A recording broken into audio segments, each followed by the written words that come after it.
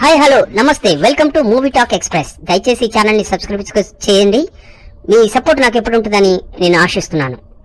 Game changer మూవీని దాదాపు 17,000 పైగా షోలతో దేశవ్యాప్తంగా విడుదలకు ముందుగానే సుమారు 9,50,000 టికెట్లతో విక్రయించింది.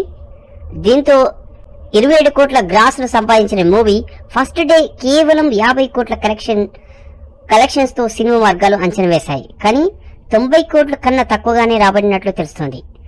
బాలీవుడ్ లో కేవలం 7 కోట్లతో సర్ది పెట్టుకుంది. 2 తెలుగు రాష్ట్రాలు సుమారు 40 కోట్లను సంపాదించింది. అయితే మలయాళం, కన్నడం, తమిళంలో 3 రాష్ట్రాలలో దాదాపు 2 కోట్ల 40 లక్షలతో సర్ది పెట్టుకుంది. గేమ్ చేంజర్ లో రామ్ చరణ్ నటనకు ప్రేక్షకుల నుంచి మంచి స్పందన వచ్చింది. సోషల్ మీడియాలో ప్రశంస వర్షం కురిసింది.